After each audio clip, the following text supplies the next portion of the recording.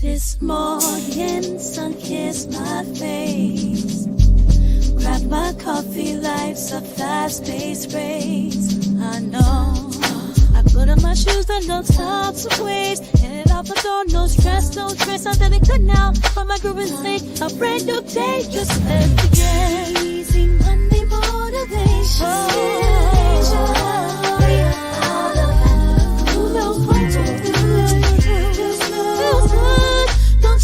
Slow it down. We keep moving to the sound. Easy Monday motivation. Sit in the rhythm. It's deep in my soul. Fantastic energy got me in control. Oh, hear the beat drop. You know we won't stop. Trust the process. Climb me to the top. The top. We're in the air. So I need some more. Step forward. Easy Monday motivation. Feels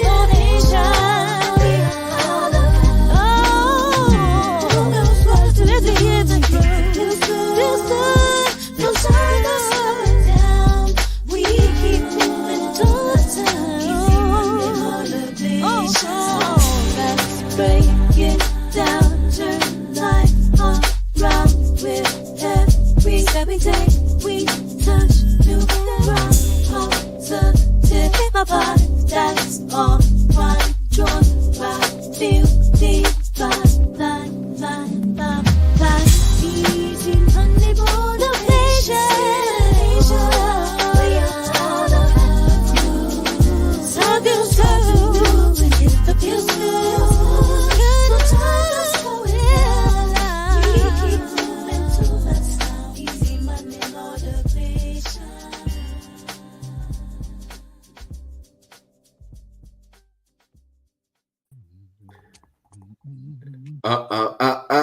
Welcome to Easy Monday Motivation. It is your homeboy E. Welcome. We are live, of course, with the crew that makes it do what it do.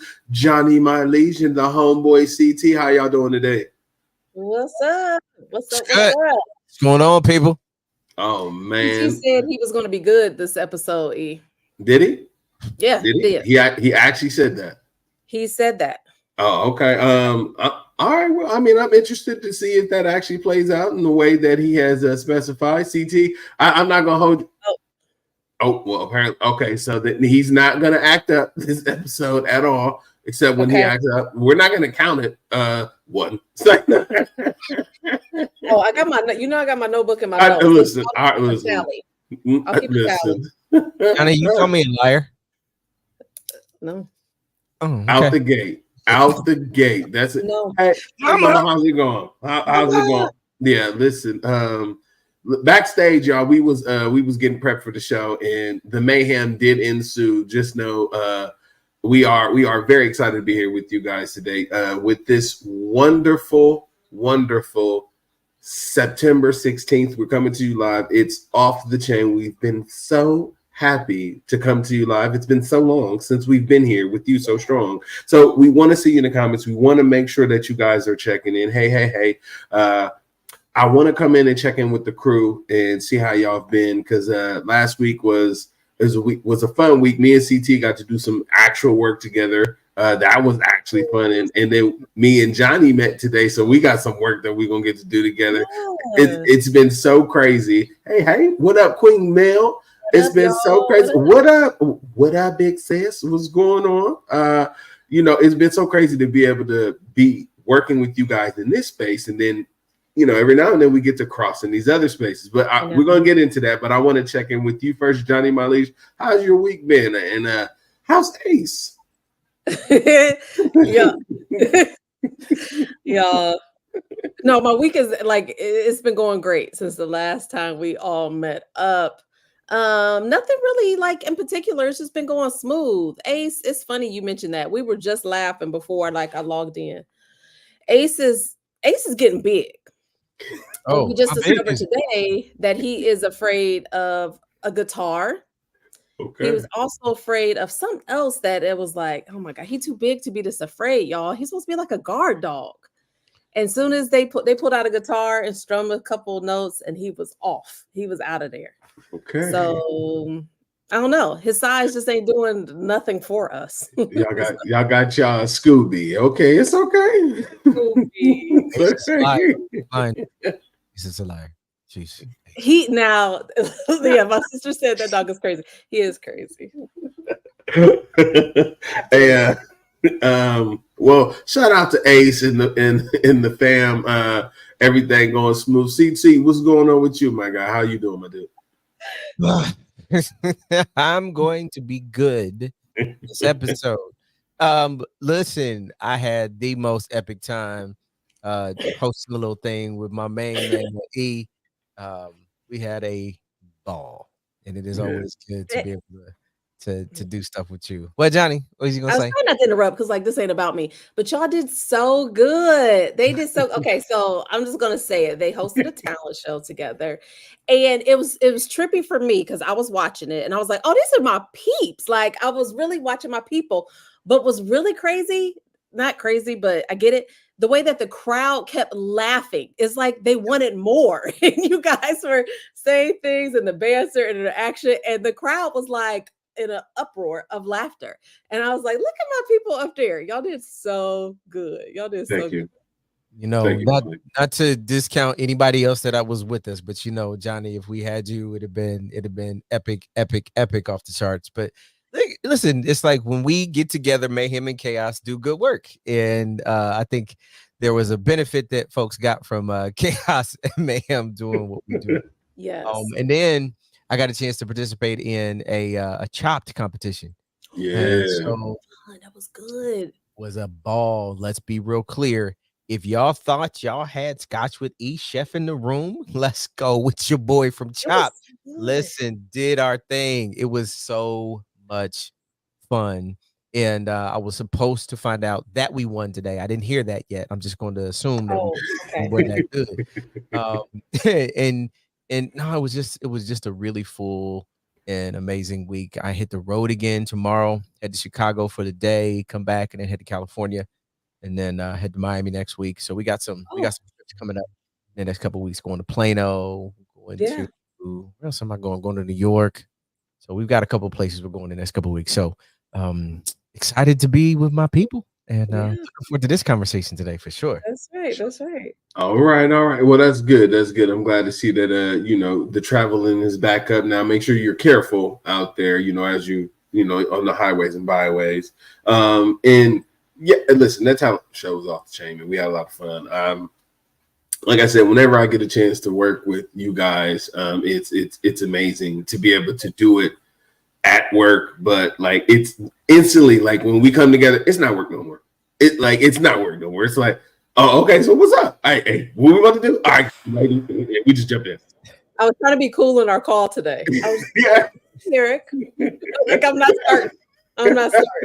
Hey, I slid it in too. Like Johnny got this call out. Like, I was like, yes, Johnny is really good at promoting occupational wellness. Sliding that in. Like, all right, little shout out to the episode we're going into. But listen, like I look forward to that too. So I'm gonna have another opportunity to be able to sit with with you and be able to give feedback and have fun and curate talent. In a sense, you know what I'm saying, just from a different perspective. So it's always great to be able to share our gifts together with other people as they share their gifts, and it's a beautiful thing. It is really a beautiful thing. I think it's one of the most gratifying parts of what we do when we get to help other people shine. So me, I'm good, y'all. Like we had a lot of stuff going on last week. For the celebration that we had within the company, we did this group thing where we made a friend of ours his 30th birthday. So I made a ice cream cake, but a goldfish with a goldfish pan. So it looks like a goldfish cracker, but it was like an ice cream cake, like a lemon ice cream cake with like hibiscus and all these different like flavored ice creams in there, and like. I delivered that to the team, and then like we had a whole bunch of fun, man. I mean, we ate good. We had ice cream. We hung out, and I really felt like I connected with my team But then at the same time, like I got to hang out with my family, that previous week. So it felt like I'm getting a little bit more rest while I'm working before I take a Ooh. vacation. Because like, yeah, and you know why I'm doing that, because it's like it's important that I realize, I can refuel while I'm working, while I'm being drained at the same time, not always needing to make a full stop. So, I mean, that's me. The fish is good. Lemmy is actually doing really good. He got a bunch of sprouty bodies over here. You know what I'm saying? I am having to monitor the spider mites. You know what I'm saying? I got the medicine. Because like the spider mites are taking him out. You know what I'm saying? Like he's doing pretty good, but I've been treating him and everything, making sure that, the lights and all that is good. So Lemmy's on the mend. He's doing pretty good. And the fishes is looking pretty good. The tank is not on crystal, but it will be by the end of the month. It will be by the end of the month. Not on crystal. Okay. Yes. So with that, we have been engaged in a thematic conversation this season. And in season 3, we already touched on education, and we talked about generational conversations in education. And in this month, we've been going into wellness, and we've touched on a few topics already because there's a lot of spectrums of wellness that we want to be able to cover. But today, Johnny, my liege, we are going to talk about a specific type of wellness, and I'll let you go ahead and introduce and take it away. Yeah, sounds good. I even had to take some notes from what you said earlier, so we'll touch on that a little bit in our topic too. But this week is all about occupational wellness, right? And when we think about occupational wellness, what it really means is like when your purpose is involved in your work, right? Like it's not just a job, but it's also part of your purpose. And you have this thing that we sometimes reference as work-life balance, which we'll talk a little bit about too, which, okay, I see CT already shaking his head. E kind of looked away. That's already a hot button topic right there in itself. But yeah, so that's what occupational wellness is as we think about that what's the word I'm looking for? I don't know, the 8 factors of wellness that we touched on at the beginning of this month. So this is one of them. And I think just having this conversation about occupational wellness is somewhat of a privilege because oftentimes people take jobs because they need the money, right? And it's not about discovering your passion or doing something that you love. It's about getting a paycheck every 2 weeks or every week or whatever it is and paying your bills and taking care of your family. So the fact that we can talk about this wellness and balance and passion is such a privilege. I mean, even thinking about my journey on where we are, I stumbled upon this job. I took the job that I have, or I started working where we work because I needed to get off my parents' insurance. Like I had just graduated college and I pulled out a newspaper, first of all, looking for a job. A newspaper, looking for the job. Like, I got to get off my parents' insurance. I need to find a job, a real job. And they were hiring. And I started off like in a call center environment. And the thing is, I kind of stumbled upon a whole career. And I remember having, I know you've heard this before. I was having a conversation with my dad and I was complaining about my job. I'm like, oh, I hate it here. It's so boring because with my film and video background, I wanted something more creative, all the things. And I was like, oh, I just hate it. It's so boring. I hate it. And he was like, well, if you hate it, it's your fault. Like that sounds like the AOC kind of comment. Actually, it does. See why I respect him so much? Because he tells the truth. But yeah, he was like, it's your fault. Like, what are you gonna do about it? Figure it out, because you've talked to me, because he's one of those people who took a job that was available where you are because it paid good money. You know what I mean? And so he was like, there's so much opportunity. You work with so many great people. You always tell me about the benefits. Why don't you start taking advantage, I should say, of those benefits and make it into a career? And I was like, oh, I can do that. I can do that and not hate it every day, like where I come in every day. And so that kind of put me on the journey of where I am now, of like discovering the things that I love, being able to do just how you were talking about helping people develop, helping talent develop, training, and all those things, getting to do the things I love. But it come from a conversation of like, you don't have to hate your job. If you hate it, it's your fault. Figure out what you're going to do then in order to change it. So what about y'all? Like, how did you stumble? If it was a stumble, I don't know. I'm using the word stumble because that was my situation. Like, how did you stumble upon where you are now? And was this your dream? Was this the idea you had of where you thought you would be right now, as far as occupation goes, or what? CT, would you like to go first, or You got it. okay? Yeah. It's a very interesting question for me. As as I no, this is none of this was in my forecast. Like, none of this was in my path. I mean, if you really know me and know where I come from and know the lifestyle and the things that we grew up, around, like, you would never see me sitting here talking with you fine folks and making the progress and having the life that I truly have now. You would never forecast this. Like, you would be like, oh, you're smart and you're great, but like, there was a lot of dead ends. You know what I'm saying? Oh. Like, as a kid, like, I had the same 3 dead ends that everybody in a certain lifestyle had, like dead, in jail, or messed up. You know what I'm saying? Where you're not gonna have a normal life. You know what I'm saying? And it's like, we had to learn to be and want to be better. So I never saw this path. I never saw a career. You know what I mean? My dad was a janitor. You know what I'm saying? Like, he cleaned, and I was really good at cleaning because of what I learned from him. He had a cleaning company, but he didn't really run a cleaning company. He had a cleaning hustle. So I learned how to hustle, and he had a gift of gab. So I learned to work hard for my mom, and I learned how to utilize my gift of gab and hustle from my dad. And between those skills, I refined them into skills that turned into transferable skills that I could use to get to where I am. That's it. Like, there was never a path. There was never a job choice. And then as I got older and became more astringent in my understanding of things and more clear in my confidence of being able to articulate myself, then everything opened up.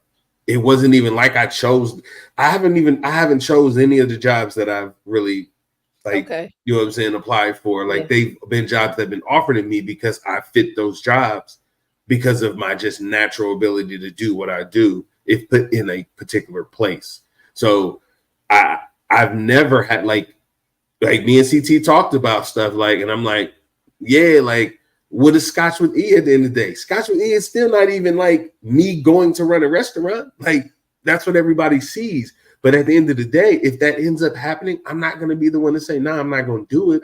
That's just not my idea. That's not my plan. That's not my goal. But if something leads me to it, I've never hesitated to follow where, and I'm going to go ahead and say, where the powers that be, where God has pushed me with my skills and my talents, I just don't waste them. You know what I'm saying? I exercise them wisely. And that's what led me to actually a career. Come on, guys. Like, I don't even do the same thing every day. Yeah. And I haven't for 13 years. Like, that's the career I have, to not do the same thing every day for the last 13 years. That is how unique my skill set has been and my journey has been, that everything that I've ever done has been based off of that. So I know no path, no steps, no plan. So I want to touch on something before we come over to CT. Like, you talked about transferable skills, and I think that's so important since we're talking about this topic. What are transferable skills for some people who may not even be familiar with that term? And then also, like, what would you say yours are? And I'll leave So I mean, when we think about transferable skills, these are skills, abilities, or I would say qualities in somebody that apply in multiple places.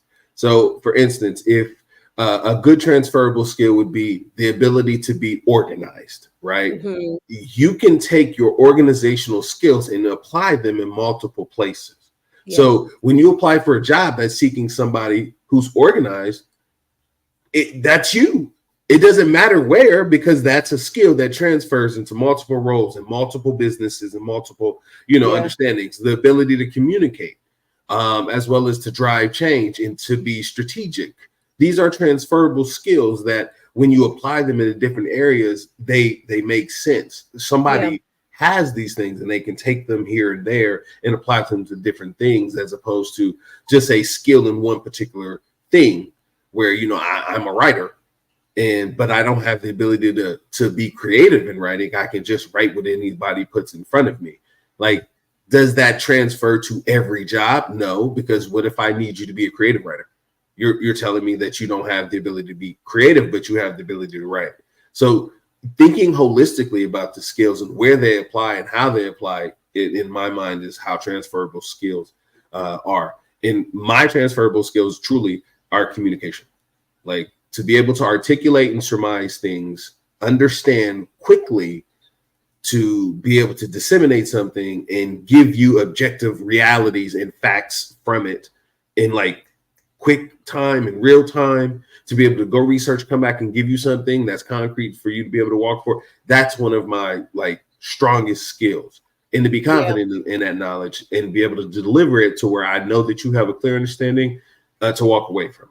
And that works in every facet, from being a host to being an MC to being a chef, to anything that I do. My ability to be able to communicate and make things clear for people is very important. So I love that. And I just wanted to touch on that, because I think sometimes we put ourselves in a box and think that we're good at a job. And really, it's about the skills and the talents that you bring that could be valuable anywhere, right? Just depending on that role. So it's something to think about. CT, what about you? Tell us how you came upon being the Christopher Thompson, the one who we can't even walk from one corridor down to the other. Like, when homegirl was almost in tears because she's, Christopher, oh my gosh.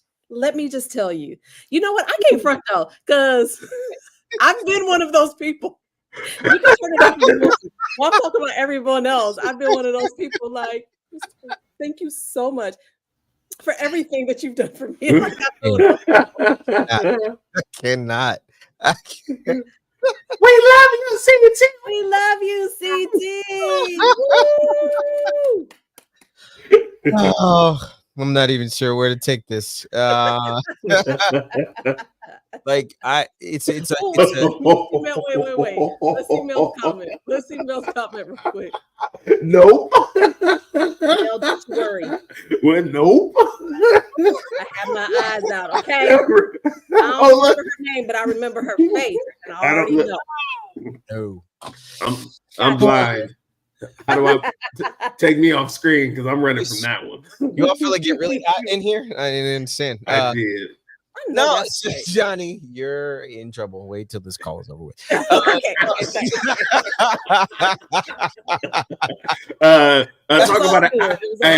Talk about an occupational hazard. I know, Lord, I got some. I am not well right now, Johnny. I'm not well. What's that? No, it was all about a training. You know how he inspires people. That's all it was. So, I think to answer your question just on its face, no, I don't. Unless you specifically grew up and was like, I'm going to be a doctor, I'm going to be a nurse, if you knew it and then you followed through. But very rarely do I have people or know people that actually go through that. If you did, I applaud you. Congratulations. That is not my testimony, and is not the testimony of most people that I encounter. Most especially, some of us who went to college. So when I first went to college, my expectation was I was going to be an attorney. I loved arguments. I loved being able to debate. I was going to be a defense attorney. I loved defending people.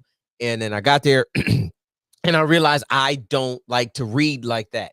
And because of that, it caused me to pivot.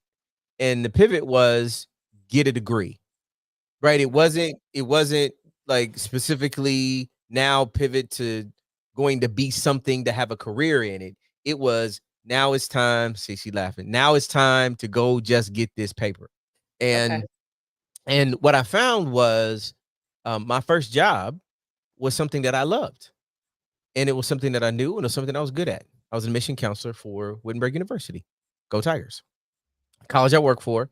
I got a chance to talk to people every day about how amazing the place was.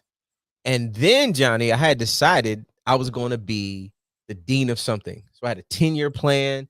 I was going to Oh, go to, so wow. I did the university, small university. Then I went to Shippensburg University. And I was like, okay, and then large university. And then 10 years out, I had my master's degree and I was going to be the dean of something. And then Melanie got pregnant. Don't know how that happened, but we're still trying to work through that. So Melanie got pregnant. And then what happened was we ended up in this situation where I needed to find an occupation that had greater remuneration because the education that I was working in was not paying the bills. And so we ended up I ended up finding a Of course. career that lasted about 20 years in recruiting. So I was Oh, in an okay. external recruiting role for a boutique company. And then I ended up going into, and I did that for a number of years. I lost that job. And in the middle of losing that job, uh, I didn't have a career anymore. Why? Because I only had a job. I thought I had a career, I only had a job. And I ended up cleaning buildings. One of the most Mm, humbling things that could ever happen to me. Then I found another job working in working for Office Max. It was a sales job. It was another job. I still wasn't functioning in my career. And then I hit this really amazing lick where I got recruited to go to Atlanta, Georgia for what was a job that ultimately turned out to be something that I was doing the next, say, 10 years of my life, where I was helping to build recruiting infrastructure inside and to recruit executives for healthcare organizations. mm. And then I lost that job. And when I lost that job, I was a hip hop fitness instructor. But that wasn't a job. That wasn't a career. It was still another job. And then I found this organization that I'm currently with today. Yeah. And that still wasn't a career, Johnny. It was still another Mm. job. But what Why? I can tell you, CT, I want to hear all of this, but yeah, why you? Because that's probably like the second, third time or whatever that you said that you maybe you thought it was a career, but it wasn't. it Like, wasn't. what does that mean? What do you mean by that? So when I say career, I think career is something that you are in, that is sustainable, that you're using your skills, your talents, and your abilities to actually amplify wherever you might be, Yeah. regardless of industry, regardless of job title. It's not even the skills, but it's your skills, your competencies that are being put to work, align with your talents and your gifts, so that you are then getting a paycheck to do that thing. And that's where your Yeah. passion kicks in and your purpose kicks in. And no matter Okay. where you are, that career is the thing that is elevating how you get to show up in life. A Okay. job is simply a paycheck. And Yep. while I may be learning some things on the job, if there's no connectivity from job to job to Mhm. job, or as I thought there wasn't, from job to job to job, I was thinking I'm not in a career, I'm just getting another job. And so it Yeah. left me unfulfilled. And then I got the job that I have. And what I found is that the things that I was doing in this place, all of the things that I had done in all of the jobs that I had, when I was able to put those things together, I now found I was in a career that I could actually find me and then get to people to say, "Hey, CT, we know you. You show up." Yeah. Like I don't actually have to ask someone right now. The calendar is full because I'm operating and functioning in my gifts, my talents, my skills, my capabilities, and it's in something that fuels me. And I see a pathway forward for my future where it's not just about how much money I'm bringing in doing this thing. It is about, yes, I get compensation for it, but the value, how I'm fulfilled, the things that are happening for me and the things that I'm able to do for other people allow me to now define what I'm doing as a career, which then will turn into a career. Messages to follow, right? So when we start Yeah. thinking about, for me, when I think about all, whether it was cleaning buildings or working in the sales job or working in recruiting or being in college admission, all of the things that I learned in those different spaces were the skills, were the relationships that helped to develop me so I could now define what career looks like for me. Mm-hmm. Because what I run into a ton, Johnny, is people are like, well, I thought I had a career, and then the place that you are tells you they no longer want you in that career thing that you did. No, baby, you had a job, right? And so if I'm trying to get fulfillment in a job, I'm oftentimes disappointed by the place being the thing that helps to define what my career is. No, the career is coming out of what you are, who you are, and how you develop your talents, your skills, your abilities, your capabilities, your gifts, and you bringing those things together in whatever place you might be to help you make sure that you can feel fulfilled in your life. That's just my way of thinking about it. That's good. I'm sitting on that for a second and thinking about that. That's good, the way that you worded that. What would this is for both of y'all. So what would you say to someone who is trying to figure out like what those transferable skills are? How do I turn this job into a career, or can I turn this job into a career? How do I figure out what's next? What do I do? What should be my next move? How can I turn my passion into profit? What I do? What are some suggestions you guys would give? Well, for me, I mean, what I would probably recommend is first really start defining what skills are. Like, I think what some people don't do is they don't get really elementary or with things, right?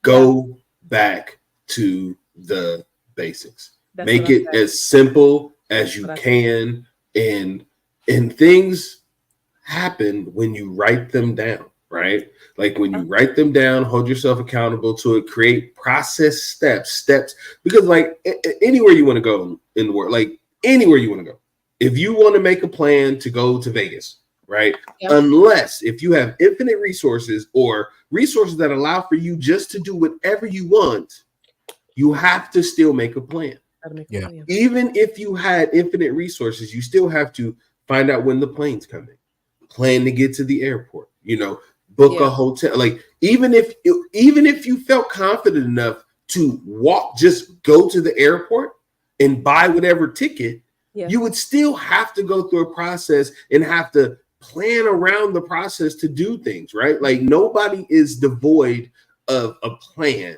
in whatever they do. So to me, it's always about starting off with a basic plan and keeping it simple so that you can really aim where you're trying to go and write out the steps to get there. So if you don't know something, that means there's a skill that you don't have, right? It's really like it's almost gap analysis, and I know that's really a technical term, but it really is like looking at yourself to go, okay, what job do I want?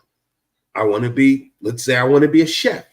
Okay, well, what skills do a chef need to have? Research the skills that a chef needs to have. You need to be able to handle pressure, right? You need to be able to take direction. You need to be able to remember recipes. You need to be able to do measurements, right? You need to be able to do math. It's almost like a chemistry job too, in some elements that you got to think of, what you got to learn. You need to understand that to be like, do I have the skills to be a chef? If I don't, what skills do I need to work on to be a chef? And do I have some of the basic skills to even start? Because sometimes if you don't do that assessment to know where you are, then you cannot start with a skill set. Because I'm sorry, if you're not going, if Johnny calls me and goes, Eric, I need help with hanging up a TV, and I don't look at what tools I have to help you hang up the TV, and I just show up, That TV coming down. that TV's not going. Well, for one, it ain't going up because I didn't bring any tools. Yeah. And I didn't understand or do the assessment to see if I could even help you. Like, no, Johnny, I can't help you hang your TV. I have absolutely no tools. So Right. yeah, that's my recommendation. So CT. Wait. I want to say something first because look, clearly I'm passionate about this. You feel like you feeling this topic. Yeah, I am. But that's what I did too. So after I had that conversation with my dad, I had to sit down and think about the things or take it to the basics. That's how you put it. Take it back to the basics. Okay. What did I always want to do? Y'all know I always wanted to be a talk show host and be a director. or editor, edit movies. It's things I always wanted to do. Okay, so I started thinking about the skills, and then for a while I thought I was going to be a teacher or whatever. So I started thinking about what are some of those skills that go along with that. Well, because I love to like have conversations with people. I love to connect the dots on like our experiences. I love understanding why we do what we do, and that kind of led me into training, which eventually led me into where I am now in career development. But that's what it was. And even now, every now and again I come back and have a my sister said talking. That's true. It's true. When I have something to talk about, when it's somebody worth talking to. um yeah, for sure, right? Because I love understanding human behavior, but I had to just sit back and think about those basics. And even now, sometimes when I'm figuring out what's my next move, like, okay, what do I love to do? What am I really good at? Let's figure that out first, and that can help determine the next move. Yeah. I think the thing that oftentimes is missed, and no matter where you are in your station of life, you got to try stuff, right? If you never give yourself permission to try something new, how do you know? I think somebody said the other day when I was talking to them, they were like, I know what I don't want to do. Well, how do you know you don't want to do that? Because I tried it, because I did it, and I didn't like it. And I think when you think about where most people find the greatest dissatisfaction is that they're doing the thing that they don't enjoy. It doesn't fulfill them, but they need to get that check, right? They need to meet the basic acceptable bottom. And somebody said, I got to have my little job, my little old job. Well, if that little old job is causing you not to be well, you need to find a big old job. And a big old job doesn't mean it's got a big end title and a big end salary. It means that you now are finding fulfillment in what you're doing every single day so that you don't end up putting years on your life because of what somebody else is putting on you because what that little old job is doing to you. And so sometimes people have to try a thing. Like if you try it and you're like, yep, I liked it, but it's not it, you get to try something else. And one of the things I am finding about this next generation, we stayed in stuff. We stayed in some stuff and we didn't like some stuff. And then we stayed in some stuff until we found the new thing. Guess what, friends? This group, nah, I'm good. I'm out. Yes. Like, Yes. I don't like it. I want something new. But you ain't been there. But Yes. what are you talking about? Like, why So and it is a mentality today that we all have to begin to adjust to that says people are going to try some things. yes. And if they like it, then they'll learn more things in that thing. And then that's where you start finding a greater fulfillment. You start finding a trajectory with regard to your career, and it no longer becomes just a job. It becomes a place where you're developing and you're growing and the relationships that you are establishing. So it doesn't matter where you happen to be. If you find that thing because you tried the new thing, you're now in the thing that will help accelerate where you're going or what you're doing. Yeah.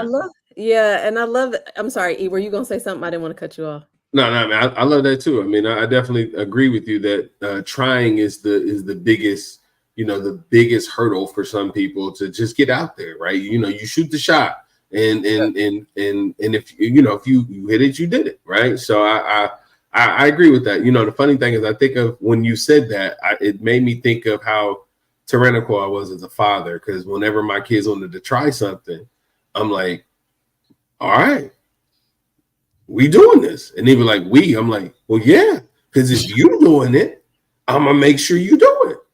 And they're like, huh? They're like, yeah, we're in this because I'm not the father that you about to ask to sign up for something, spend a few $100s, and then my kid gonna sputter out after they get bored. Like, no, guess what, buddy? We signed up for karate. And I'm gonna be chopping you in the throat until you practice to block.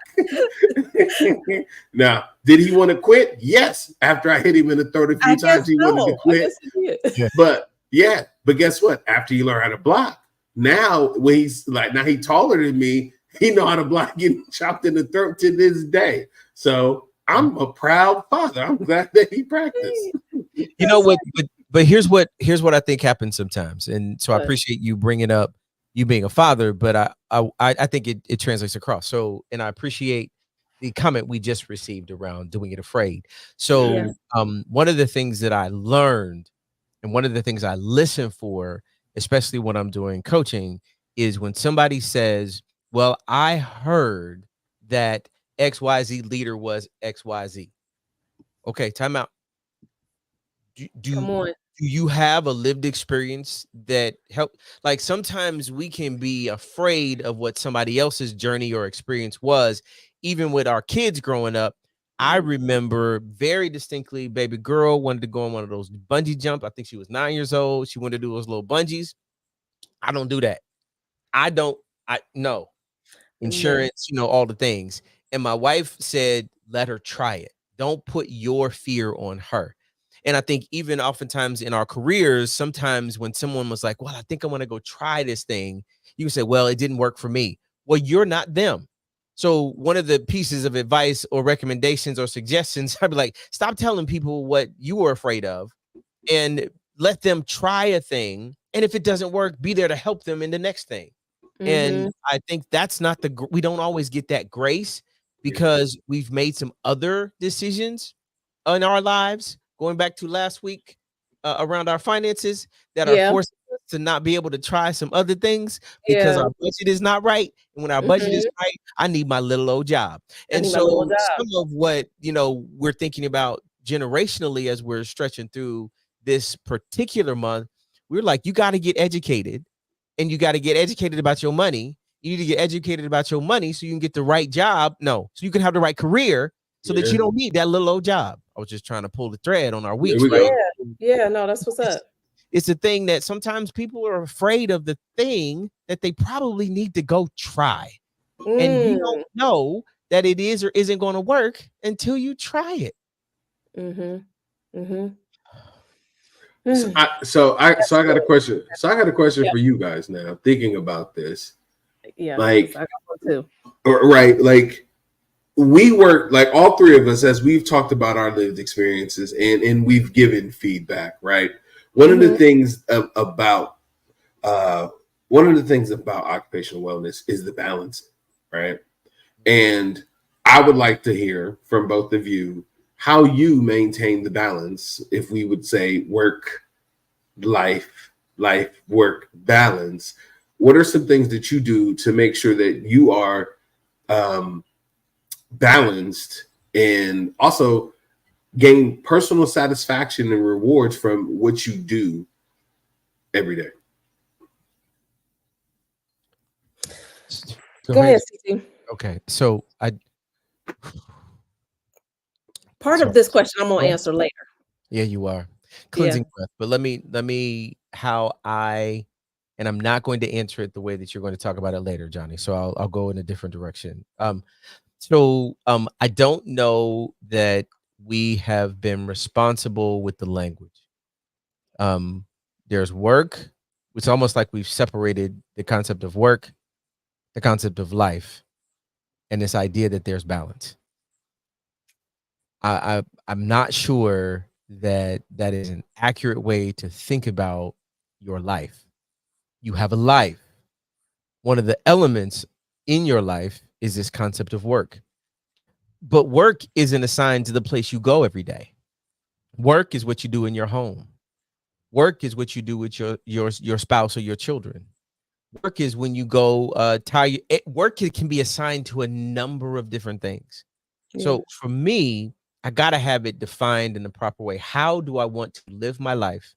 And where do I have to, depending on what's going on, place the priority? There are certain seasons of life where I have to prioritize my children because of what's going on. So the balance of the work will be heavier on my kids. So when I think about this work-life balance, I think we got set up thinking that there was a way to balance it, when in truth, if you leave your house, the assigned amount of time back in the day was, they said, working 9 to 5. What a way to make a living. They don't do 9 to 5 no more. They do until we tell you to stop or until you choose to stop. And so you don't really have what balance might be. And so there's a discipline that comes with your ability to think about what am I going to give of myself in this day? And based upon what's going on in my life, what am I going to prioritize in a way that allows me to accomplish the things that we need to accomplish in the day that I'm in, based upon the places that I have chosen to accept. Like I chose to accept marriage. So that's a priority. I chose to work in a particular place. That's a priority. We chose to have children. Like there's all of these things that we have to prioritize, and that is very difficult to balance. And so you have to have discipline around defining what is the work for the day and only dedicating yourself to make sure the work that I've assigned, because I planned, thank you, E, I get that work done so that the rest of my life isn't in chaos. I think you said it best. You really did say it best. And Tiana mentioned this last week about discipline. It's the same thing, right? I think probably all this month, as we talk about the different aspects of wellness, it comes back to discipline. Yeah. And when I think about my day, I mean, gosh, you said it perfectly. When I think about my day, I think about all the things that I have to do for that day. It's not just what I have to do at work and at the job, right? Or home, but it's like everything. So sometimes this needs to be cut a little bit short so I can make sure I'm here because people have stuff this evening and Terry's going to get home late. So dinner has to be done. It's all a part of my day. But for me, that came along with a little bit more freedom because I stopped trying to fit certain things into this box. But again, also too, it comes back to this what we mentioned at the top of the conversation, that I feel very privileged and blessed that I'm able to do that, because not many people are, right? They are working that 9 to 5 and you have to be there. And I remember being there and I would think like, God, work is getting in the way. I have so many other things I have to do right now, but I have to go to this little job and I got to get this paycheck and I got to get it done. So yeah, it's about that discipline of thinking about it as whole, because this is my life. Yes. This is the life that I've been blessed to have. This is my life. So it all has to fit into that day, regardless of what it is. Yeah. You only get one, right? Right. You only get one life. Right. You might as well live it. Yeah, for sure. For sure. E, what about you? I got another question, but I want to hear what you have to say about this topic too. I mean, I kind of agree with you guys when it comes like it's all one big picture. You know what I'm saying? It's all one big pie at the end of the day. Like, you know, I do ring fence certain things and make sure I specify specific time. But like it's all the same thing. Like, like when I wake up in the morning, like everything is the same thing. It's all one agenda. Like I'm not splitting it up. Yeah, like I'm not splitting it amongst like, well, for work today, the Eric that's going in between 9 and 5 is going to be dealing with this. And then when I get off, the moment I walk out and get into my car, my vehicle is going to enact my new world where I'm going to be only dealing with the things that only apply to this certain situation. If I get any phone calls that are related to work, they will not come through because they do not apply after 5 o'clock. I'm that guy. Yep. And then when I go to bed at 10 o'clock, it's a do not disturb thing that goes on my phone because I don't even mess with sleep. Like sleep has its own time. Everything has its own place. What happened? I'm just saying. This is the 9 to 5, Eric. This is just the 9 to 5. I don't know why you guys are acting like this. This is the normal 9 to 5 thing. This Eric in our 9 to 5. Well, you probably won't because you know. He doesn't exist. He doesn't have a 9 to 5. He don't have a 9 to 5. Eric don't have a 9 to 5. But if I did, and I had to be that guy where it's like, oh yeah, I gotta put everything in this tight little box, and yeah, like that's exactly how I would literally go about. I would be the best lemming there was. I'd be walking like, Jim. It's 4:56. You need to sit back down. We still have 4 minutes. Oh God, I've worked with those people before, and I would be him because I'm like, I'm happy with my little 9 to 5. Oh, you hate your job? You should quit. They'll double my salary. I could like I would be that guy. They'll double my salary if you quit. So go ahead. my phrase is that I am not a brain surgeon. So whatever we're talking about, it's not that urgent. Like I'm not curing cancer. I'm not a brain surgeon. Settle down. So, right. So those people who are like, it's 4:56, that 4 minutes, it's fine. Like, it's okay. Calm down, guys. CT, I love what you were talking about when you mentioned the different generations. I was just laughing, and I have this in my notes too, because I was just kind of thinking about it. That is so true. Yeah. Like previous generations, they believe in that 40 hours a week and it's work and all these things. Some of these younger generations, they're like, look, I mean, I've had plenty of people say, I can make more working for Lyft, or I can make more and being a cashier at Aldi, or whatever the thing may be, because they're like, what y'all doing? Ain't it? I'm like, okay. Because they're like, we're gonna try different things out. No, and you know, and you're both right, because to the point to where it's like, wait, I want a thoughtless job. I want a thoughtless job.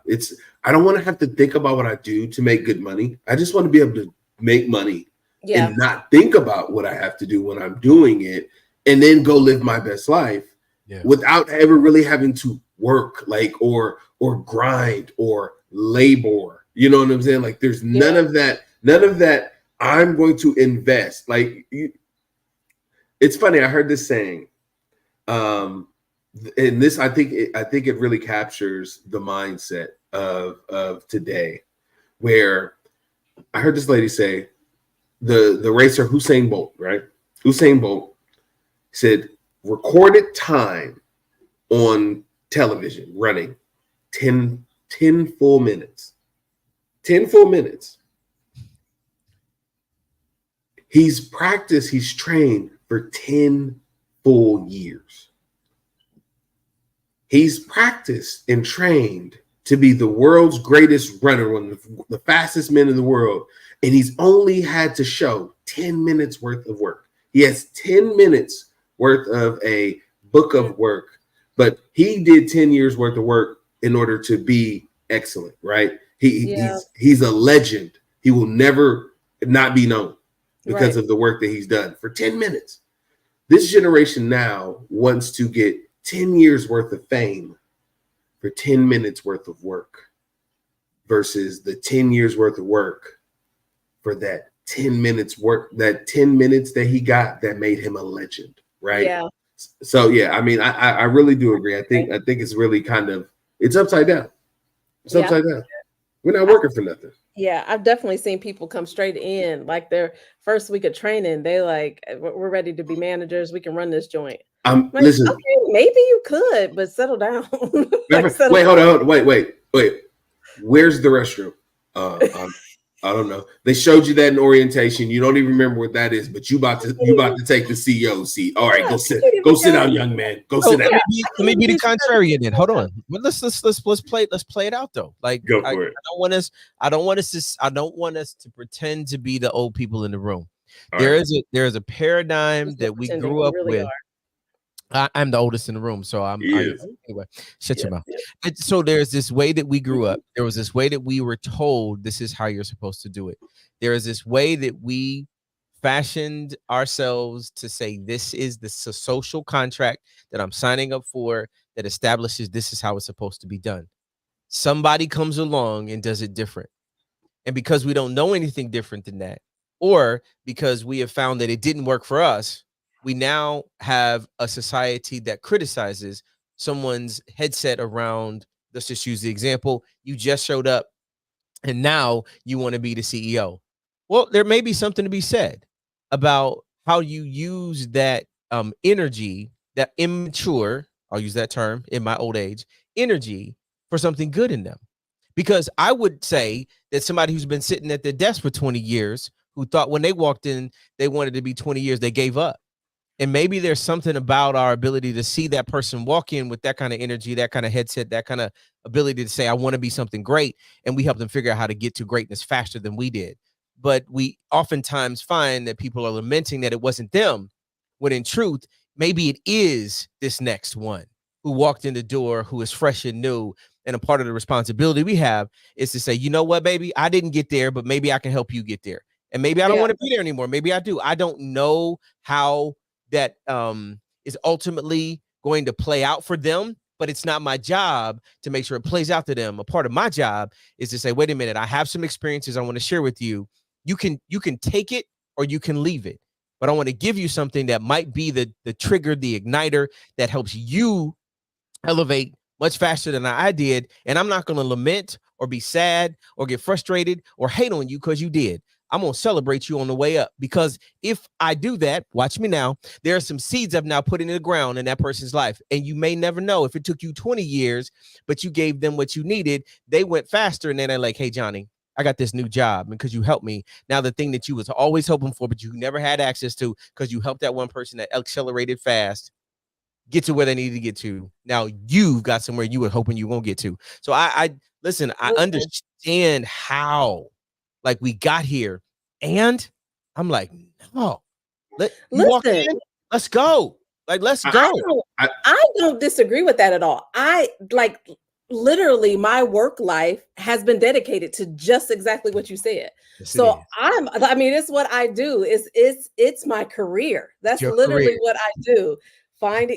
Seeing these like folks that come in with all this ambition and this is what I do. So I'm with you 100%. There are times where I still think it's funny because you do get the folks that's like, you don't even know where the bathroom is. Like, and all you're worried about is how much vacation time you're going to get.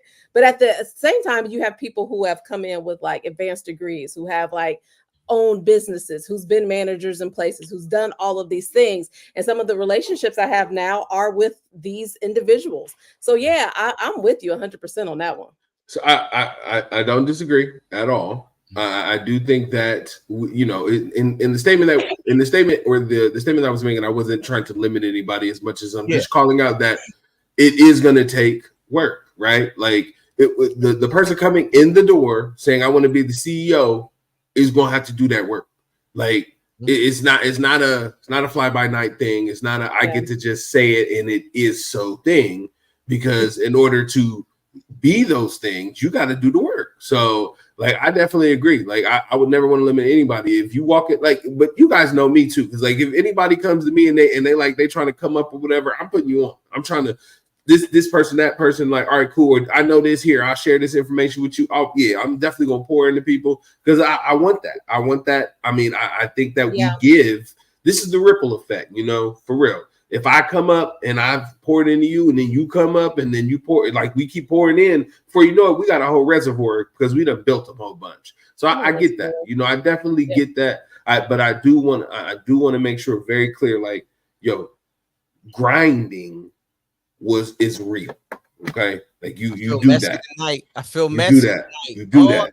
I feel messy tonight. Like, I don't know. Cause like not everybody is only that. Right. Because not everybody got to work. Not everybody got to work. Not everybody got to grind. Not everybody got to hustle. Wait. I'm talking about. I'm not talking about from the sense of having to labor as much as if there's something you really want, you do have to work at it.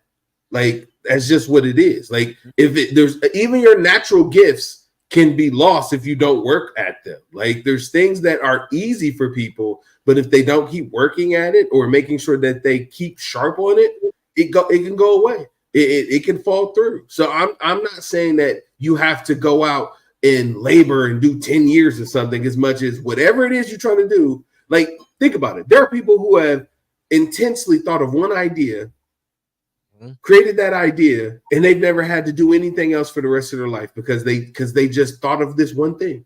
And the hardest thing they did was think of that. The dude that thought of the Tesla coil, the person that thought of the refrigerator, right? Like they thought of this one thing and worked at this one thing. And then for the rest of their lives, they never had to work again. And some of their family never had to work again, like because of this one thing.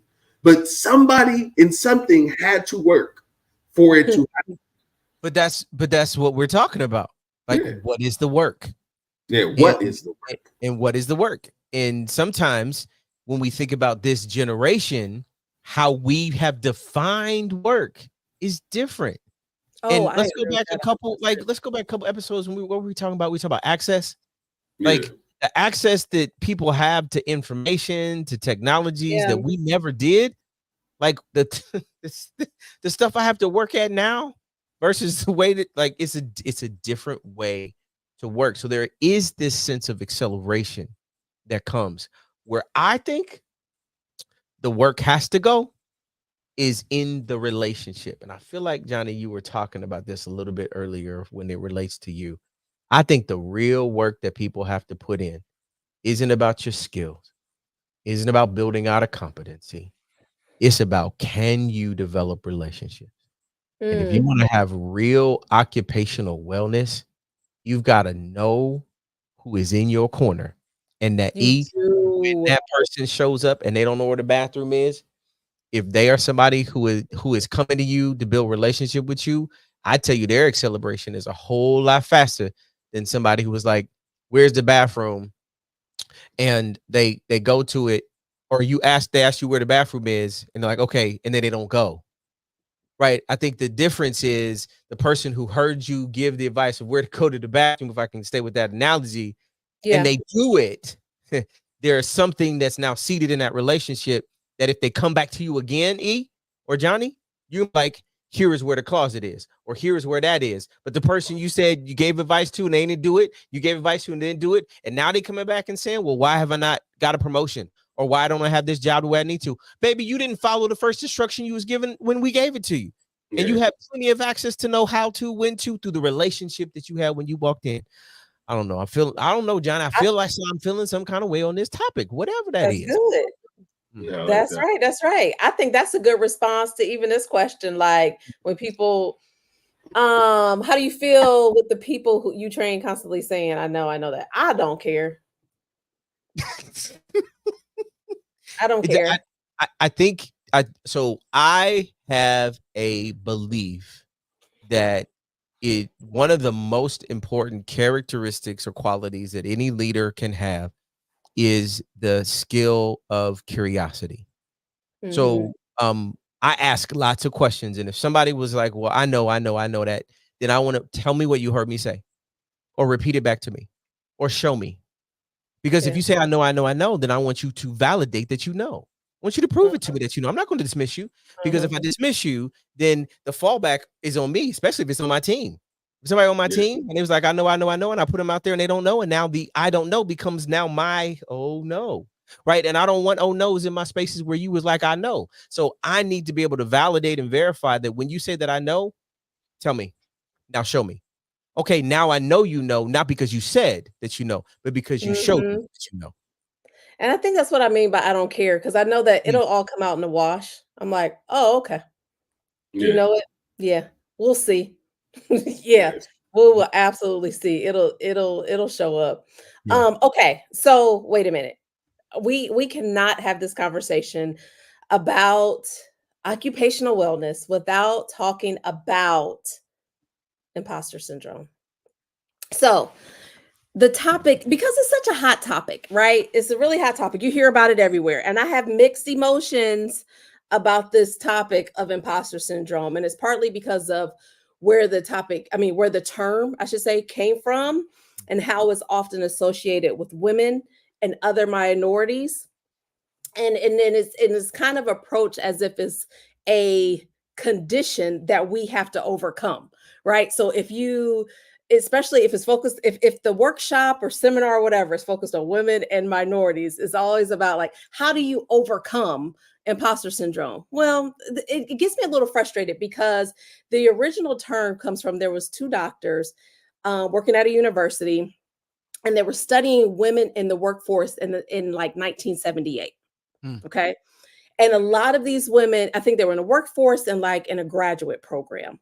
And a lot of these women felt like maybe I don't belong. Maybe I can't do the work. Maybe I'm not good enough. But we sometimes fail to address the environment in which they were saying this. Like, well, yeah, you didn't fit in. You didn't feel like you fit in because you weren't meant to fit in. Right? They were doing things intentionally to make you not feel like you fit in, like you can't do the work, like you're not good enough because you were belittled and all these other things. So I have a little issue with that. But when we think about just the term on its own, imposter syndrome, having this idea that regardless of your experiences, of your accomplishments, you feeling as if, oh, can I do this? Am I good enough to be able to execute whatever this thing is? And I'm really understanding that it's more part of just the human experience. especially when we experience something new, something a little bit challenging. We have this thing, because when you think about it, our brains are designed to protect us anyway, right? So your brain is sensing this challenge, this fear, because we talked about fear earlier. So you're being fearful, you're being on edge, you have to think differently, and it's stressful and all of this, and it's causing you to draw more attention to it. So your brain is kind of telling you, like, don't even do it. Don't even do it, because I can feel you being nervous or afraid or whatever the thing is. But really, it's just part of that human experience. And then once we kind of get used to whatever this new thing is, we realize, like, oh, maybe I can do it. Maybe I can actually be good at it. I've had that feeling in the role that I'm in now. Have you all ever experienced this thing we call imposter syndrome that I have such mixed emotions about? CT, I'll let you go first.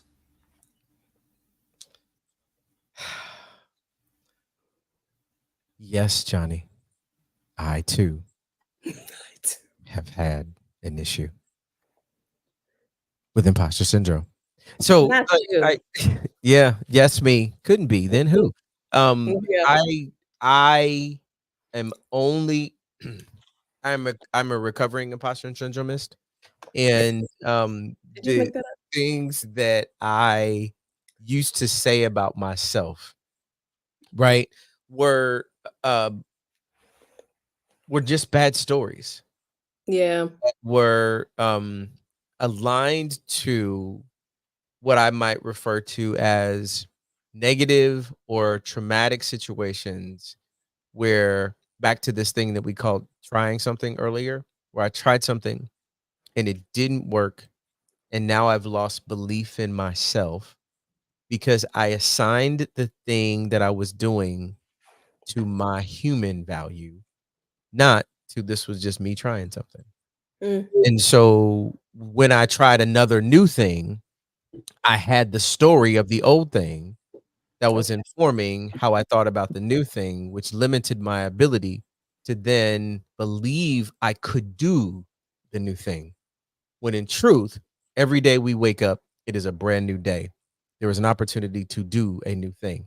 And whether we define it as good or bad, successful Yeah. or failure, our ability to be human um, is contingent upon us trying new things and failing and succeeding and failing Yes. and Yes. succeeding and failing and I love succeeding, that.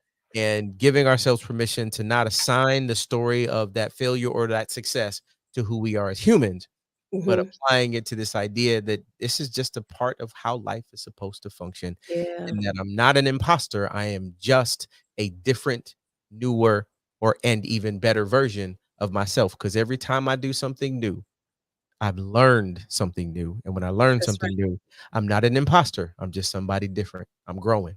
So I'm growing. I yeah. love that. I love that. I love how you said that failure is a part of life too. And I think where we where we work got me in that mindset of understanding that, because there's times you apply for jobs and you don't get it. And that's not a setback. I always tell people, that's just part of it. Sometimes that just happens. And you take it, and sometimes it was just about meeting that person and building that connection and understanding what the job is or whatever. That's just all a part of it. That's not a setback, right? So the failure, I love that you mentioned that. What what about you? Why am I laughing? What about you and imposter look, I can't even get it out. I'm stuttering. What you about to Uh, say? I mean, I was listening really hard to the definition of imposter syndrome, and I was listening to CT's example really hard to make sure I understood it. But I don't know how it would apply to me, because I don't think I've ever really curtailed who I really was enough to say I was an imposter to myself. Okay. But wait a minute. Have you ever, let's say, since we're talking about occupational wellness, let's say Yeah, you ever got a job, you got in a seat and said, "Oh, can I do this? Or no, maybe I can't do this." no. I just challenged myself to do it. Hmm. I mean, whatever it is, I just challenge myself to do it, because that's just what it is. This is the new challenge. All right, well, this is what we do. Yeah. Oh, this is the new challenge. Oh, this is what we doing. Oh, well, this is the new. again, like I said, every day it's a new job. Everything is a new thing. It's you know what I'm saying? Like it's You said that's it. I mean, that's what it is. Like, I mean, listen, this is how crazy this is. Look at Mel. Mel, I believe you. She's talking about us. She's I don't. I'm not. I'm trying to stay off your bad side today. I haven't got a good lashing in a while. But I mean, I don't know, because like, have I ever struggled with particular things? Yes, but have I ever sat in a seat somewhere and ever doubted that I should be in that seat? I've doubted I should be where I am in this company. Yes, but I don't know if that's imposter syndrome as much as it's just funny to me. Where I'm like, based on the conversations we've had, that's not imposter syndrome. Yeah, that's what I'm saying. Like, I just laugh at it and be like, really? Like, really? They like me? So I don't know. No, that's fair. Like, I'm trying to think. Like, I've only had one. I mean, I think I've only had one rough seat where I was like, "Is this the right seat for me?" Like, and I think it was more of a personnel thing, not even the job. You know what I'm saying? It was like who I was dealing with and who was giving me the work to. So I'm like, you don't even deliver the work in a way that makes sense to yourself. You like, so that's the reason why every day we arguing, because you forgot what you said the day before, and now we arguing about the difference of which you don't remember. Like, I can't do this with you. This is insanity. So yeah. I'm only giggling just because I know you. Yeah, like I know your response. And the guys, like, I'm that real that I would say that to the person that was managing me, like, directly, like that, to be like, yeah, like, this is insanity. Like, I can't work this way. Like, come on, let's really figure this out. But I don't know. Like, I don't know. I don't know. Like, I've never seen a side of myself that I didn't believe in myself. You know what I'm saying? Like, I just haven't. Like, I've just like, it was funny because me and my little sister was having a conversation, and it was heartfelt, because she let me know. She was like, I had to realize, like, you're the one kid that nobody helped. You never had any real support in life and anything. So you've always done everything yourself in everything you've done. And I'm like, yes, self-reliance is something that creates confidence, because you have to be confident, even though those days I may not feel like the height of my confidence, but at the end of the day, like, there is no alternative. There is no, I can't do something. There is no. I get that. Yeah. I do get that. I do get that, because even like I mentioned, the role I'm in now, like, I feel as if the job description was made for me. When I read it, when someone told me about it, when I applied, I had this feeling like, oh, I got this. I can do this. I can really do this. And then the first day I sat in the seat, I said, oh man, now I really have to do this. I really have to deliver. I've been talking a lot of junk leading up to this, and now I have to deliver. But it lasted for a moment, and I'm like, well, yeah, you have to deliver, and you're going to be fine. And you'll go through a stage where you have to ask a lot of questions. You have to be vulnerable, because I don't like asking people a lot of questions about things I don't know, whatever. But you're going to get through it, because that's what happens. When you're doing something new, when you're trying something different, that's what happens. You need to learn. And if you pride yourself on being a lifelong learner, guess what? You got to ask questions. You have to put yourself out there. So you can't expect other people to do it and you don't do it. So it's funny, Johnny.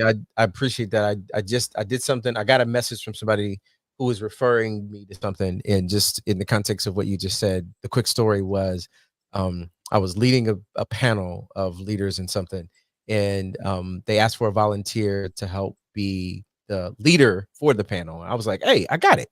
Like, I'm good at this. It's part of my skill set. I do this all the time, this, that, and the other. And this person is reflecting in this message saying, well, he was quite bold. Like, he thought he was the stuff. Like, they're writing this in the message to someone. He thought he was the stuff. And they said, I was skeptical because I've not seen anybody do a really great job in these settings. And she said, and I was wrong. Now, yeah, you were. Yes, you were. But the confidence I had in saying, oh, this is something I know how to do and I'm good at it. If I would have listened to her say, well, you might be okay, I've never seen you do it before, but maybe you'll make it or not. I could have allowed that story to rise up the imposter in Yep. me Yep. Yep. versus, Yep. Yep. no, I know this. Like, no, I'm good at this. Bet I'm about to show you that this is how I get down. Right. And so I was really appreciative of that message because it had a couple of layers, right? It had the layer that was like I was confident in myself. It had the layer that said somebody didn't know that that I was that guy. And then they found out I was that guy. And they were Oh, like, hey, come I'm on. referring to somebody Yeah. else because you are that guy. And I want to Yeah. say to anybody who's listening, you are that person. Like, that's You the are that thing when person. you start thinking about That's that right. imposter thing that shows up. You just need to be in your head. I am That's Eric right. Williams. I am Scotch with E. Like, because Yep. when he shows up, he's just going to get it done. And if you can Yeah. give yourself permission to be that, doesn't matter what anybody else has to say. Oh, I So, love that. And wait a minute. And she had the nerve to say, because I haven't seen anyone else do well. Now I'm with Mel. What's her name? What's the name? she's Move good past people. that. She's good people. Okay. I Okay. respect, like, she's good people. No, but that's good. That's good. So, yeah. I lost my train of thought because I was too busy worried about it. Was something else I wanted to say, but I was trying to be messy and find out the name of this person. See, that's what I'm talking about. Trying to get to the T, Johnny. Trying to get to the T. So with that being said, E, maybe I just need to pass it over to you. All right, thank you. It was good too. That was good, John. That was good. Yeah, hey, listen, guys, a wonderful, wonderful conversation, ladies and gentlemen. I always gotta take the time to really thank these guys because the conversations that we have, they're just spectacular, right? And they're such a natural thing for us to be able to share our experiences and really expand on the things that we know are questions that other people need to hear or have. Now, never hesitate to ask questions. Never hesitate to comment and share and be a part of the conversation. But with that, I want to come to CT and ask, like, when it comes to occupational wellness, what would grandma have to say about it? Miss Messy Boots. Listen. I remember what I had to say too. That's a new nickname, Johnny. Forget fluff. Miss Messy Boots. So in the spirit of grandma, as we have said last year, she was really into this idea that she wanted you to come close and say, come here, baby. But this year, she said you need to sit up in your chair, sit back. And she said you need to listen up. So here's how grandma wanted to make sure you understood, what does it mean to have occupational wellness, but not have an occupation, but to have a career? Our word tonight is career. First, grandma would say the C is, if you want to have a successful career, you have to do the C well, and that is to connect. Connect with people. We talked about this earlier in the conversation. Strong relationships across multiple generations give you fuel to be the very best person you can be because you're connected to people all over the place. She would say, but once you've been connected, you have to do the A well and you have to adapt. Change is going to happen. Things are going to happen every single day. You never know what is going to happen in that day because you've never been in it. And you can't worry about tomorrow because it's got enough trouble of its own. So you must learn to adapt, and you can adapt well when you're connected with the right people. Now, in the spirit of adaptation, grandma might say, you can't adapt unless you are resilient. That's your first R. When you are resilient and you embrace the setbacks that come because you become adaptable through the connections you have, she would say that next E is you now have the ability to explore new opportunities, explore new things that you've never tried before. And as we talked about, if you try those new things because you've explored those things, because the resilience that's what's in you made you adaptable. And that adaptability was because you had the right kind of connections. It now allows you to be that next E, and that is the ability to evolve. What you were yesterday is not what you are today, and is not what you're going to be tomorrow. You must continue to evolve, and you can evolve when you explore all the new places because you've learned how to be resilient. And that resilience is because you were adaptable, or you adapted to the environment you were in. Why? Because you found yourself some new friends. And then once you've done that, the last R in career, you gotta remember to reward yourself, because if you don't celebrate your wins, the little wins, the big wins, when you have evolved, it makes it very difficult for you to know you should explore another thing, and that other thing that you've explored because of your resilience makes you adaptable, and that adaptability exists because why? because you connected to the right people. And that, friends, grandma would say, is a successful way to have a career. Thank you, grandma. Thank you. Come on, grandma. All right now. Right, Okay. that was good. Give a cheer for grandma in a career. That's what I want to say. Oh, Okay. career. I Was think it- you're right. Yeah, it was listen, and that was awesome. Not definitely. Yeah, that Come was on, good. career. That's what I'm talking about. Grandma laid that out lovely.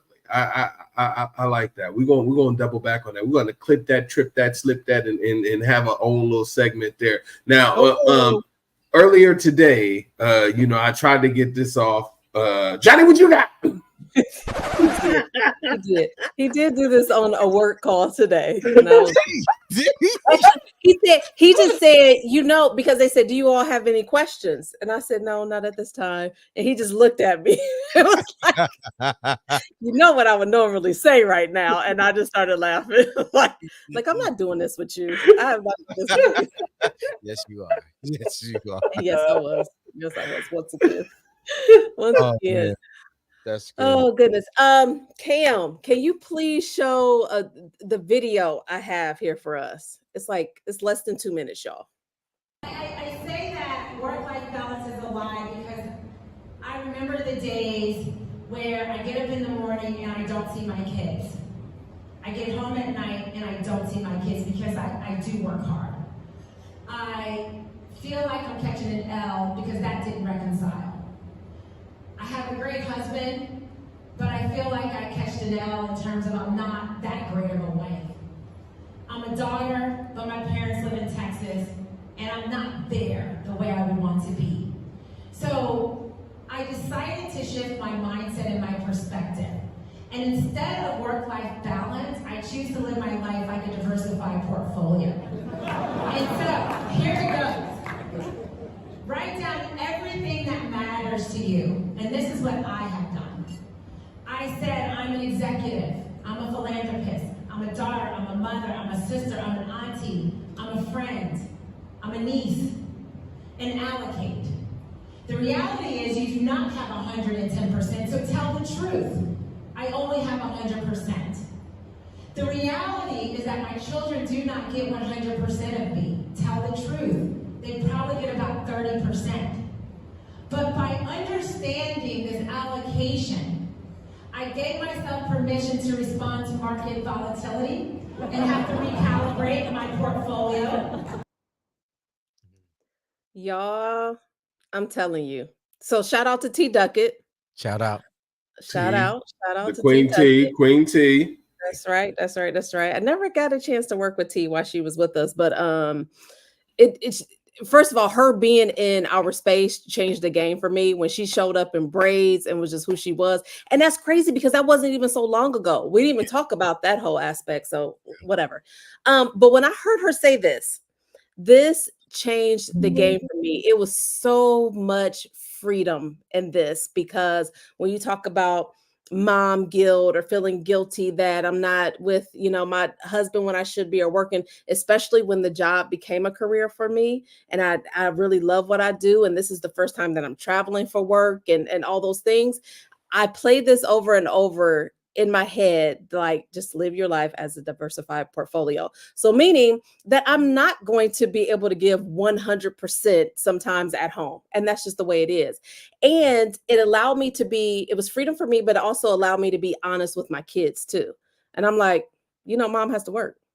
Not only does mom have to work, but I love what I do. So I won't be here. You know what I mean? Or having those negotiation conversations like, okay, I won't be at this game, but if you do this, if you hit a home run, then I'll give you this or whatever the thing may be, right? Just to make things easier. But it was so much freedom in that for me, just understanding that I can't be everything to everybody at one time.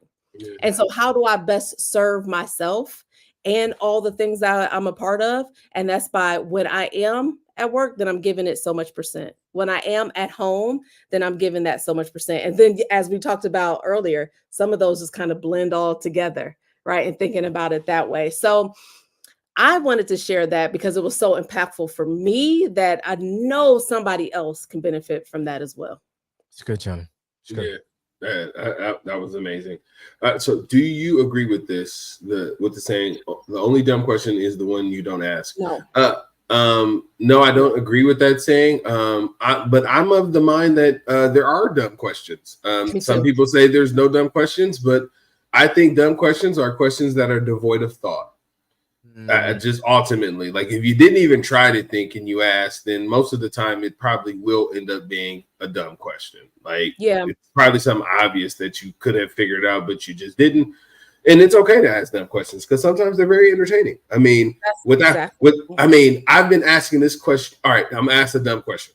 Okay, I'm asked a dumb question, and I know it's a dumb question. Why do they call a mall a mall? Is it because instead of going to one store, you go to them all? Trying. I'm not gonna make it.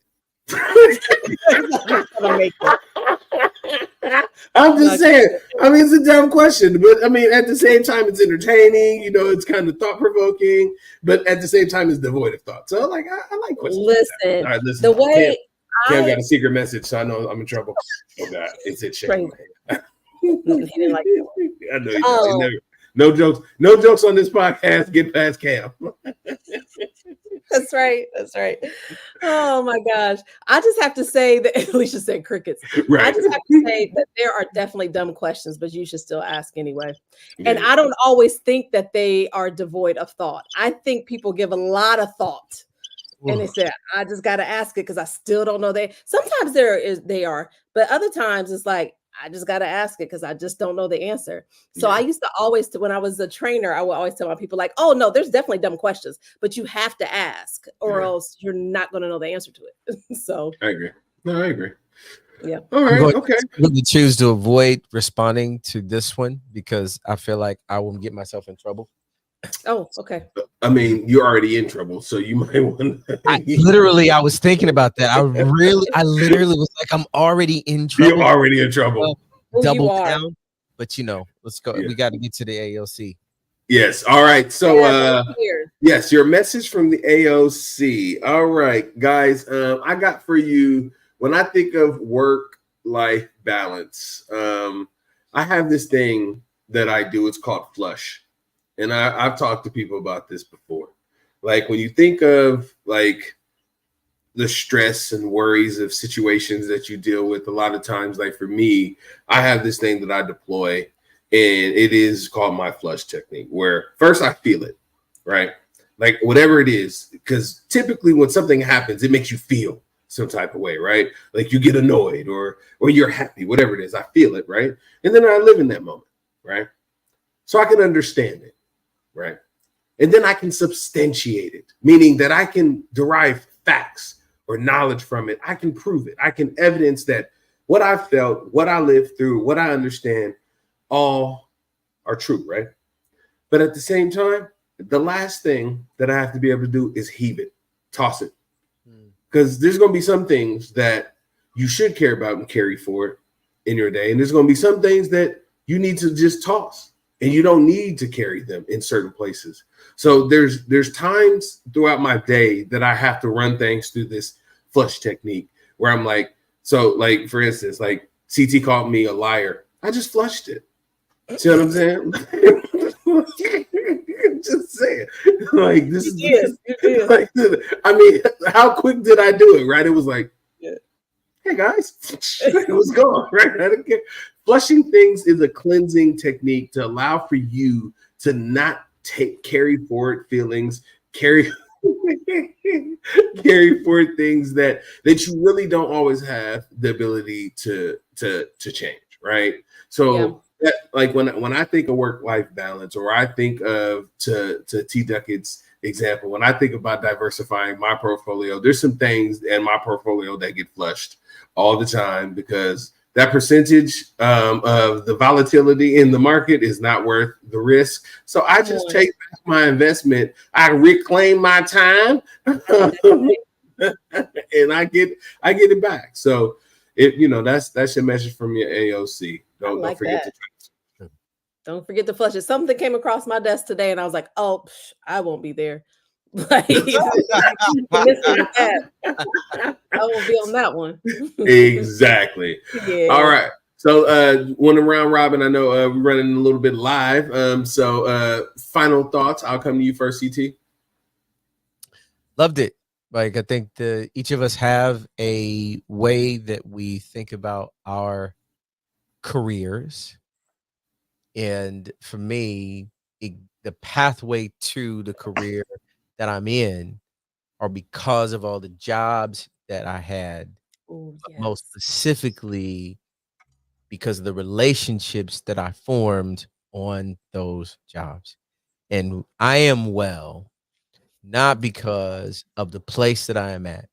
I am well because of the people that I connect with while I'm there. And they are what give me fuel, give me energy, and the work that I'm doing right now on Easy Monday Motivation. Those relationships make me want to have a podcast career, That's not right. a podcast job. And right now, this is our job. And so, Easy Motivationers, hit the likes, the shares. Eric's going to get to that in a moment. But my final thoughts is, let's make this thing turn up so that we can leave the job that is our current career, so we can career with you in the pod. Thank you, CT. Oh, as always, words of wisdom, gems and jewels. All right, Johnny, my liege. I remember what I was going to say earlier. Okay. The context may be gone, but because I remembered, I want to make sure that I shared it. Okay. It may not even have any relevance anymore. But when you were talking about imposter syndrome, and CT said a couple things, there's been common threads of every conversation we had, relationships, and then also to make it your spirituality, like hiding the word in your heart, right? Yeah. So like when you have those times where that imposter or whoever, whatever it is, creeps up and try to tell you, you can't do this. Oh, now you got to show up. Can you actually do this? Are you good enough? When you have those right relationships and you have the word hidden in your heart, it can only last for a moment, because then now you're like, oh, wait a minute, I got this. That's good. I can do this, right? Because you remember all those things. Yeah, so I'm just going to make that my final thought. I love it. Love it. I love it. Words in your heart. There we go. All right, ladies and gentlemen, thank you so much for tuning in. You can like, subscribe, follow, comment. You see us on social media. We're on Spotify. We're here live on YouTube. You can definitely follow, because I'm like, we got some ghost watchers. I'm just gonna call you out. Don't be ninja watching. Go ahead and like. Go ahead and subscribe. Turn on the notification bell, ding, so you can see when we coming out with the new things. Yes, but it is always a pleasure to be here with you guys. We look forward to seeing you next week. It is going to be a wonderful, wonderful, wonderful episode where we're going to learn about some physical wellness and some journeys and stories. Because I'm probably going to submit some photos for this one. I might actually share some photos of my journey for this one.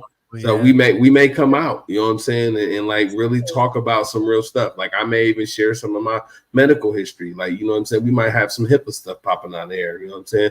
Did I say hippie or HIPAA? All right, so I can't say that. Gotta make sure I say it right. But as always, you guys know what it is. We love you, and you can just chill until the next episode. Peace. Have a good night. Peace.